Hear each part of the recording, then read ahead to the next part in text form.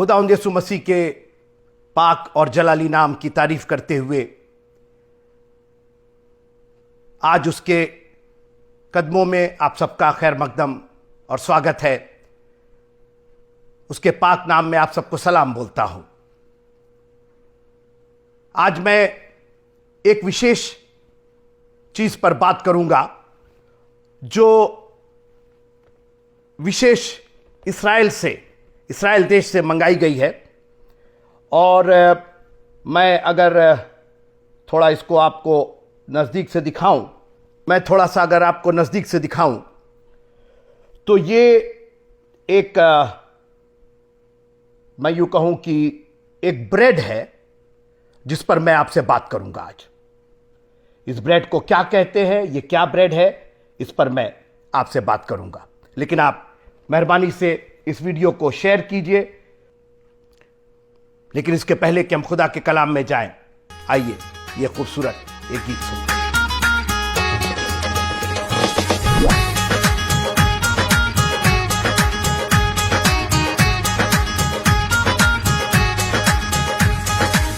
तू मेरे जीवन की रोटी है, तू मेरे जीवन का पानी है।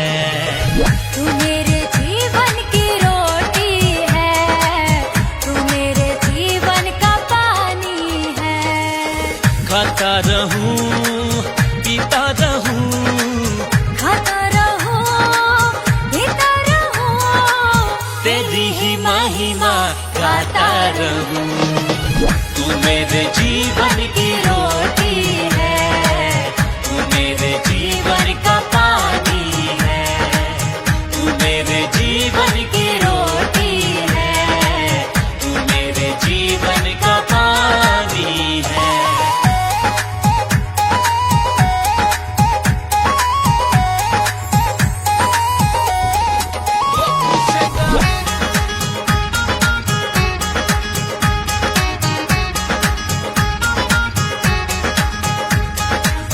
मुझको मिली है जिंदगानी है, मुझको मिली है जिंदगानी है। तेरी ही दी कुर्बानी है, तेरी ही दी कुर्बानी है। तूने मुझे नया जीवन। एक बार फिर से आप सबों का स्वागत है परमेश्वर के इस कलाम के करीब। पुराने नियम की बातें नए नियम की छाया है और इसलिए नए नियम का संबंध सीधी तरीके से पुराने नियम से है। और जब मित्रों हमारे पास इतनी बड़ी धरोहर, इतना बड़ा सौभाग्य कि पुराना नियम है हमारे पास, तो फिर उसकी अवहेलना क्यों की जाए। अभी हमारे पास समय है, अभी प्रभु ने हमें वक्त दिया है, तैयारी का वक्त दिया है, तेल लेने का वक्त दिया है। अभी दूल्हे के आने में अगर जैसा देर हम समझते हैं, अगर देर है, वक्त है, अभी आधी रात नहीं आई है, तो क्यों ना अपनी मशालों के साथ साथ कुप्पियों में भी तेल ले ले। अगर नया नियम मशाल है तो पुराना नियम हमारी कुप्पी है, इसका भी तेल हम रखेंगे कि अगर जरूरत पड़ी, अगर दूल्हे के आने में देर हुई, अगर आधी रात को धूम मची, तो हमारे पास इतना पर्याप्त तेल रहेगा कि हम दूल्हे से भेंट करने के लिए उसके नजदीक जा सकेंगे, उसके घर में जा सकेंगे। निर्गमन की पुस्तक का हम अध्ययन कर रहे हैं।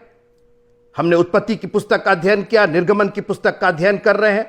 12वें 13वें अध्याय पर है, चूंकि 12वां अध्याय काफी महत्वपूर्ण, काफी चीजें एक साथ, कई एक घटनाएं उसके अंदर, और इसलिए हम 12वें अध्याय में अभी हम बने हुए हैं।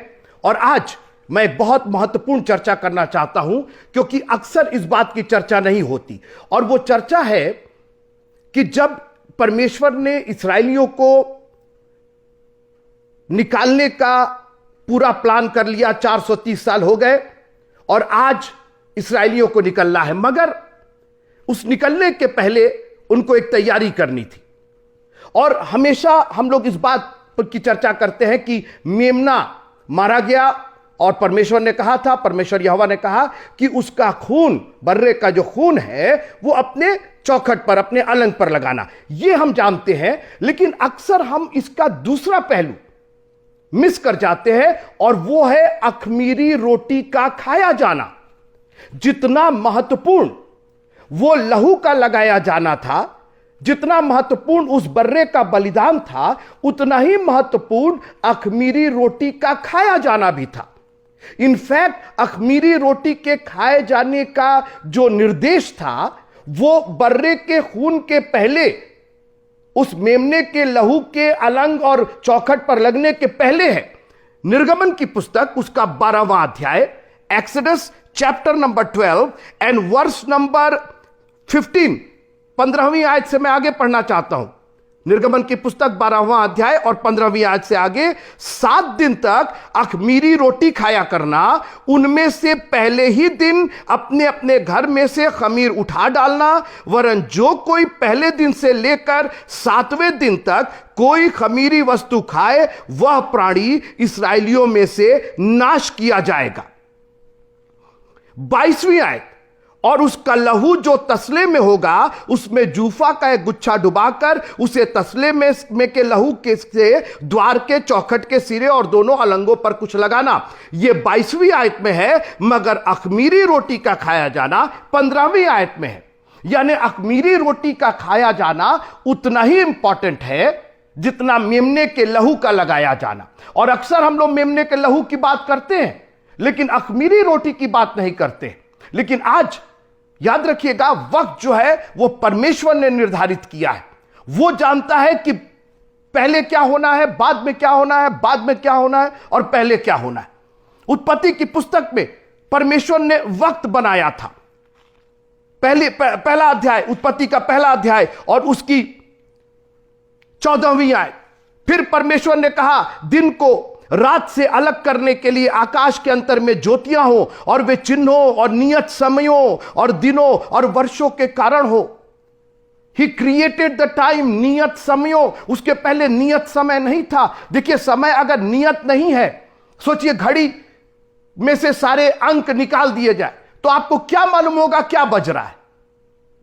कुछ बज करके कुछ मिनट।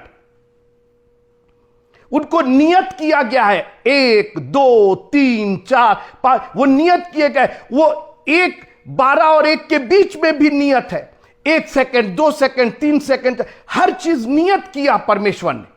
और आज परमेश्वर का वक्त हो गया अपनी वाचा को, अपने वायदे को पूरा करने का, इस्राएलियों को निकालने का।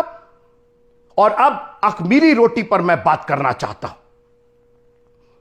क्योंकि यीशु मसीह ने इस संसार में आकर के इस अखमीरी रोटी पर काफी बात की, इस खमीर पर बहुत बात की। कहा, शास्त्री और फरीसियों के खमीर से चौकस रहना। जैसा मैंने कहा कि परमेश्वर ने नियत समय, पर्व, चिन्ह ये सब ठहराए, और 1 नहीं, 2 नहीं, 7 पर्व परमेश्वर के द्वारा ठहराए गए थे। 7 पर्व। मैं आपको एक के बाद एक उसका खुलासा देना चाहता हूं। ये 7 पर्व थे क्या? पहला पर्व यहोवा के फसह का पर्व, दूसरा पर्व अखमीरी रोटी का पर्व, तीसरा पर्व पहले फल का पर्व, चौथा पर्व पेंटिकोस्त का पर्व, पांचवा पर्व तुरहियों का पर्व, छठवां पर्व प्रायश्चित का पर्व, और 7वां पर्व झोपड़ियों का पर्व। यह सब आपको ले व्यवस्था और उसके 23वें अध्याय में मिल जाएगा। मैं इनमें से सिर्फ एक की आज चर्चा करना चाहता हूं, और वो है अखमीरी रोटी का पर्व। अखमीरी रोटी का पर्व, और वो पर्व हमारे छुटकारे का पर्व है। ओ हालेलुया। मित्रों, यीशु मसीह आए इस दुनिया में, 30 साल तक उन्होंने साइलेंट रह करके अपना काम किया, और उसके बाद फिर उन्होंने अपनी मिनिस्ट्री शुरू की। 3.5 साल में उन्होंने सारा काम पूरा किया, और मैं खोए हुओं को ढूंढने और उनका उद्धार करने आया हूं। उन्होंने ढूंढ लिया, अब उद्धार का मार्ग वो प्रशस्त करना चाहते थे। और लिखा है कि जिस रात वो पकड़वाया गया, अब ये उद्धार के मार्ग के स्टार्टिंग है, अब ये शुरुआत है, यहीं से बलिदान होना है। यहीं से छुटकारे का प्रबंध हमारे और आपके लिए होना है। ओह प्रभु तेरा धन्यवाद। और उस रात चेलों के साथ बैठ करके उन्होंने फसह खाई, यहोवा का फसह खाई, जिसको पास ओवर कहते हैं। जब उस खून को देख करके फरिश्ता, मौत का फरिश्ता आगे बढ़ गया था, that was the pass over. परमेश्वर पास ओवर हो गया, आगे निकल गया, पास कर गया, वहां से आगे निकल गया। खून को देख करके, उस बर्रे के बलिदान के लहू को देख करके वो आगे निकल गया। मगर अभी अख़मीरी रोटी का पर्व बाकी है। और जिस रात वो पकड़वाया गया, उसने बेयारी के पीछे, बेयारी मतलब डिनर, खाने के पीछे, जब खाना खा लिए वो लोग, फसह खा लिए वो लोग, उसके बाद उन्होंने रोटी ली, यीशु मसीह ने रोटी ली। और आज मैं इसी रोटी की चर्चा करना चाहता हूं, मैं इसी रोटी की चर्चा करना चाहता हूं, अख़मीरी रोटी। मित्रों, परमेश्वर इस खमीर और अख़मीर में इतना गंभीर था। मेरी बात फिर से सुनिएगा, इस खमीर और अखमीरी रोटी में, आटे में इतना गंभीर था। He was so serious about it कि सुनिएगा, निर्गमन की पुस्तक उसका 12वां अध्याय 15वीं आयत, 7 दिन तक तो अखमीरी रोटी खाया करना जिसमें खमीर ना हो, उनमें से पहले ही दिन अपने अपने घर में से खमीर उठा डालना, हटा देना बिल्कुल। और सुनिए, अगर नहीं, अरे क्या हुआ, रहने दो, कोई बात नहीं, फिर काम आ जाएगा, वहां रख दो, कोने में रख दो, यहां रख दो, नहीं नहीं नहीं नहीं, नहीं। वरन जो कोई, आप, हम, ये, वो, यस, एनीबॉडी, जो कोई पहले दिन से लेकर के 7वें दिन तक कोई खमीरी वस्तु खाएगा। अरे एक तो बिस्किट ही तो खाए हैं, अरे थोड़ा सा चोरी तो किए हैं, अरे इस बार का ही 10वां अंश तो नहीं दिए हैं, कोई खमीरी वस्तु नहीं खाना है। God is so serious about it. इसको हम लोगों ने, ये जो हम लोग होली कम्युनियन करते हैं ना, इसको हम लोगों ने एक रिचुअल बनाकर, मित्रों ये रिचुअल नहीं है, ये रीत रिवाज नहीं है। आपने बांध दिया हर दूसरे संडे, हर चौथे संडे, हर जगह, अरे कर क्या रहे हैं आप? आजकल मैंने देखा बड़े बड़े चर्चेस ऑनलाइन होली कम्युनियन कर रहे हैं। अरे ऐसे होली कम्युनियन नहीं होता, खमीर को हटाना है, और खमीर पाप का द्योतक है, एक भी पाप नहीं हो। God is so serious about it. क्या लिखा हुआ है कि वरन जो कोई पहले दिन से लेकर 7वें दिन तक कोई खमीरी वस्तु खाए, वह प्राणी इस्राएलियों में से, मसीहियों में से, क्रिश्चियंस में से, कांग्रीगेशन में से नाश किया जाएगा। मारा नहीं जाएगा मित्रों, नाश किया जाएगा।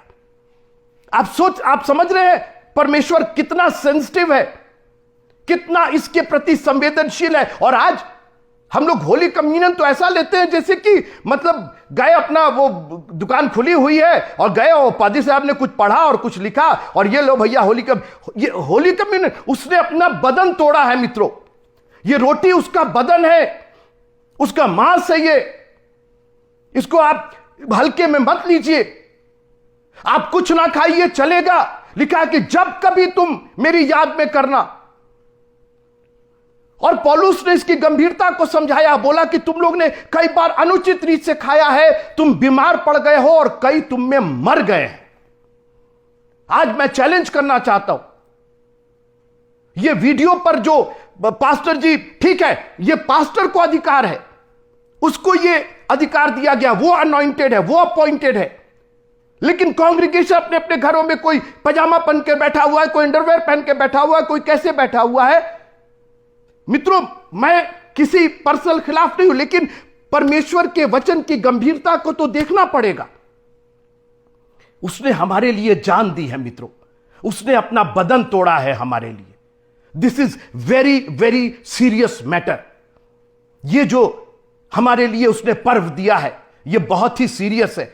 और आज भी जो यहूदी लोग हैं इसको बहुत सीरियसली लेते हैं। आप कभी उनका वो देखिए जो कम्युनियन देते हैं, कितने सीरियस होकर के 7 दिन तक अपने आप को पवित्र करते हैं। वो 7 दिन तक, पहले दिन खमीर हटा दिया जाए, 7 डेज। ये बताइए, आप जब कम्युनियन लेते हैं तो उसके कितने दिन पहले आपने अपने आप को तैयार और माफी मांगना शुरू किया है?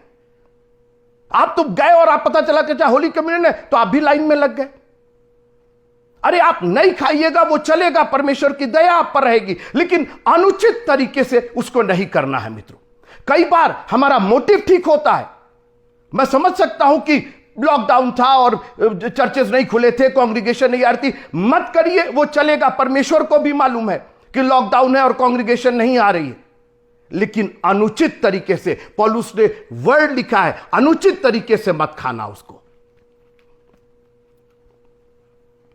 और यह खमीर, बाइबल कहती है कि थोड़ा सा खमीर पूरे आटे को खमीर बना देता है। और परमेश्वर इसके प्रति इतना गंभीर है कि पहला कुरिन्थियों उसके 5वें अध्याय के 6वें पद से लिखा है, तुम्हारा घमंड करना अच्छा नहीं। अब खमीर की बात मैं कर रहा हूं। देखिए, हमने शुरू किया पुराने नियम से, मगर नए नियम में उसका जिक्र है। केवल घमंड केवल पुराने नियम में नहीं था, नए नियम में। और परमेश्वर ने वहीं से इस्राएलियों को नम्र और दीन, खमीर निकालो अपना, अखमीरी, अनलेवन, तुम्हारा कहीं घमंडी ना हो जाओ तुम, कहीं गर्व ना हो जाए तुमको। और आज अगर परमेश्वर को किसी चीज से नफरत है तो वो घमंड से है, क्योंकि ये घमंड जो है हम लोग का, ये डायरेक्ट गॉड को चैलेंज करता है। जो शैतान, जो फरिश्ता गिराया गया, क्या था लिखा कि उसका मन फूल गया था। और जब भी एक राजा, उजिया राजा, उसका मन फूल गया था, घमंड आ गया था। तुम्हारा घमंड करना अच्छा नहीं। क्या तुम नहीं जानते कि थोड़ा सा खमीर, सोचिए, घमंड को खमीर से कनेक्ट किया गया है। थोड़ा सा खमीर, अरे थोड़ा ही सा तो घमंड है, केवल अपनी एजुकेशन का तो घमंड है, अपनी नौकरी का तो घमंड है, अपने बच्चों का तो घमंड है, अपने परिवार का, थोड़ा ही सा तो होता है खमीर, थोड़ा सा। क्योंकि देखिए, तुरंत खमीर की चर्चा की गई है। थोड़ा सा खमीर पूरे गूंधे हुए आटे को खमीर कर देता है। फिर घमंडी घमंड दिखाई देने लगता है। और घमंड आप किसी इंसान से नहीं, मैंने कहा घमंड जो है वो गॉड को चैलेंज करता है। मैंने कहा, मैंने किया, ये जो मैं है मित्रों, कहां यह कहना प्रभु तेरी दया, तेरा अनुग्रह। आगे सुनिए, पुराना खमीर निकालकर अपने आप को शुद्ध करो कि नया गूंधा हुआ आटा बन जाओ, ताकि तुम अखमीरी हो। Take the leaven out and become unleaven. ये घमंड का जो खमीर है, ये हमारे में से दूर किया जाए, क्योंकि हमारा भी फसा जो मसीह है, बलिदान हुआ है। सो आओ हम उत्सव में आनंद मनाए, ना तो पुराने खमीर से और ना बुराई और दुष्टता के खमीर से, परंतु सिधाई और सच्चाई की अखमीरी रोटी से। अब मैं बात करना चाहता हूं ये सिधाई और सच्चाई की अखमीरी रोटी। यीशु मसीह ने कहा, जीवन की रोटी मैं हूं। हालेलुया। जिसमें सच्चाई भी थी और जिसमें सिधाई भी थी, जिसमें पवित्रता थी। मार्ग, सत्य और जीवन मैं हूं। When we eat this is not just some bread here and there। ये कोई वेफर और कोई यहां का बना हुआ वहां का। हम मसीह की देह को ग्रहण कर रहे हैं मित्रों। हम उसके बदन को ग्रहण कर रहे हैं, जो मेरे और आपके वास्ते तोड़ा गया है। पुराने खमीर को निकाल दो, दुष्टता को निकाल दो, बुराई को निकाल दो, घमंड को निकाल दो। इसके पहले कि तुम मेमने का बलिदान करो और उसका लहू लगाओ, एक काम करो, अपने आप को शुद्ध करो। उसने रोटी ली और तोड़ करके चेलों को दी, और उसके बाद फिर उसने प्याला लिया। फिर उसने कहा, यह मेरा नई वाचा का लहू है जो तुम्हारे वास्ते बहाया जाता है। कैसा प्यारा प्रभु है मित्रों, हमारे और आपके वास्ते उसने पूरा एक प्लान सेट करके रख दिया। हमें कुछ करना ही नहीं है, सारी चीजें परफेक्ट है। और एक अच्छी बात है कि अगर आप वास्तव में उसके पीछे चलेंगे मित्रों, तो आपको ना दुष्टता करने की जरूरत है, ना बुराई करने की जरूरत है, ना घमंड करने की जरूरत है। आपको इनकी जरूरत ही नहीं पड़ेगी, क्योंकि खुदा आपको इसके बगैर ही इतनी बरकत दे देगा, आपको इतनी प्रॉस्पेरिटी दे देगा, इतनी प्रसिद्धि और इतनी संपन्नता दे देगा कि ना तो आपको घमंड करने की जरूरत पड़ेगी, ना बुराई करने की जरूरत पड़ेगी, ना दुष्टता करने की जरूरत पड़ेगी। आप बस यही दुआ करेंगे कि हमें परीक्षा में ना पढ़ने दे, बल्कि बुराई से बचा, क्योंकि राज, पराक्रम और महिमा सदा सर्वदा तेरे है। खुदावन, तेरा राज्य है, तेरा पराक्रम है, तेरी महिमा है। हम बुराई में पड़ कैसे रहे? हम तो तेरे हैं खुदावन। हम नम्र और दीन बन करके, हलीम बन करके तेरे सामने तेरी स्तुति और बड़ाई करेंगे। देखिए, जब आप स्तुति और बड़ाई करते हैं ना, तो आप अपने घमंड को खत्म कर देते हैं, क्योंकि घमंड के साथ स्तुति और बड़ाई हो ही नहीं सकती। अगर आप घमंड कर रहे हैं तो प्रेज एंड वर्शिप हो ही नहीं सकता।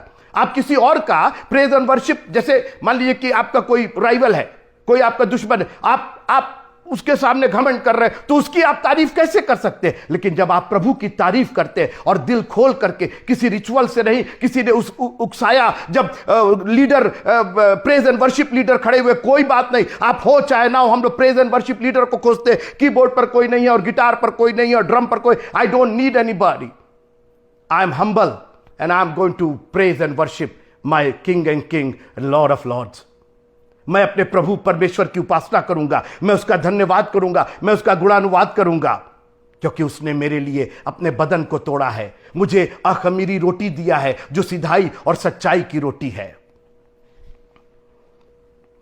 आखिर में मैं आपको ये ब्रेड दिखाना चाहता हूं, जो ब्रेड आज भी यहूदी लोग इस्तेमाल करते हैं।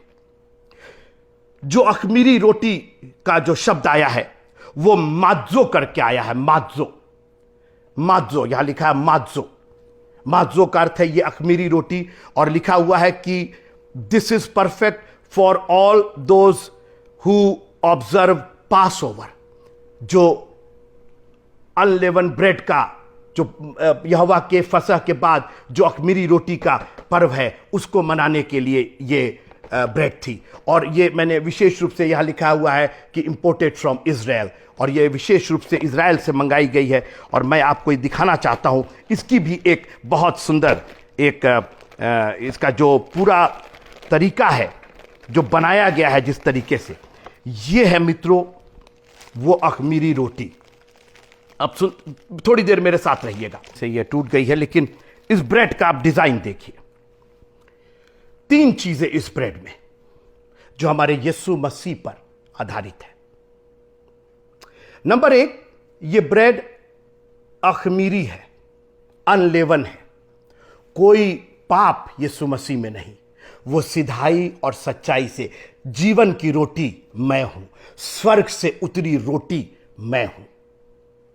तो ये पहली चीज जो फुलफिल कर रही, जब आप इसको ग्रहण करते हैं, तो जो पहली चीज फुलफिल कर रही है, जो यीशु मसीह का बदन जो हमारे और आपके लिए तोड़ा गया, उसमें कोई पाप नहीं था। लिखा है कि वो परखा तो गया लेकिन निष्पाप निकला। यहोवा ने हमारे अधर्मों का बोझ उस पर लाद दिया था,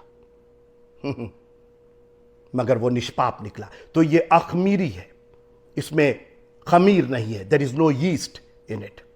नंबर 2, आप अगर देख रहे हैं तो इसका डिजाइन, यहां स्ट्राइप्स बने हुए, रेघारियां बनी हुई हैं मित्रों। ये रेघारियां यीशु मसीह के कोड़ों को प्रदर्शित करती हैं, जो उसने पीठ पर कोड़े खाए। रेघारी हो गई थी मित्रों, 39 कोड़े मारे गए थे उसको। ये ब्रेड उसकी बदन पर मैंने कहा कि आप इसको हल्के में मत लीजिए। मेरे तो बिल्कुल रोंगटे खड़े हो गए जब मैं इस ब्रेड को अपने हाथ में ले रहा हूं, और मैं ये सोच रहा हूं कि किस तरीके से ये ब्रेड रिप्रेजेंट कर रही है हमारे यीशु मसीह का बलिदान। उन्होंने कहा ये रोटी है, ये मेरा मांस है, ये मेरा बदन है जो तुम्हारे लिए तोड़ा गया। ये रेघारियां, लिखा है कि उसके मार खाने से हम चंगे हुए। जब आप इस रोटी को खाते हैं मित्रों, तो ये स्ट्राइप्स, ये रेघारियां इस बात का द्योतक है कि हमारा प्रभु हमारे लिए मारा गया, गाड़ा गया, तीसरे दिन मुर्दों में से जी उठा। हमारे प्रभु ने अपने पीठ पर कोड़े खाए और उसके मार खाने से हम चंगे हुए। और तीसरी चीज जो ये रोटी पूर्ण करती है, वो इसके अंदर छेद है। इस रोटी में छेद है, देयर आर होल्स। लिखा है कि जिन्होंने उसको बेधा है वो उस पर दृष्टि करेंगे। मित्रों, ये होल, ये छेद इस बात का द्योतक है कि उसका बदन हमारे लिए बेधा गया, हमारे लिए छेदा गया। उसके दोनों हाथों में कीले ठोकी गई, वो छेद हुआ था मित्रों। जब थोमा को विश्वास नहीं हुआ तो यीशु मसीह ने अपना हाथ बढ़ा दिया और कहा कि देखो मेरा ये बदन, इस छेद में हाथ डाल करके देखो। There is a hole in his hand, there is hole in his feet, उसके पैरों में और फिर उसके पांजर में, उसकी पसली में छेदा गया मित्रों, जहां से लहू और पानी निकला। ये रोटी मामूली रोटी नहीं है। जब इस्राएली निकल रहे थे बोले ये पर्व हमेशा मनाया जाएगा, बिल्कुल मनाइए। मैं होली कम्युनियन के बिल्कुल खिलाफ नहीं हूं, मैं भी करता हूं, हमेशा जब मौका मिलता तब करता हूं, लेकिन जब भी करता हूं बहुत गंभीरता के साथ करता हूं। अपने आप को शुद्ध करके इसको खाने की कोशिश करता हूं, अपने आप को यीशु मसीह के लहू से ढाक करके, प्रभु अगर हमारी कोई गलती हमें माफ किया जाए, क्योंकि यह तेरा बदन है जो हमारे लिए तोड़ा गया है। परमेश्वर के पुत्र का बदन तोड़ा गया है।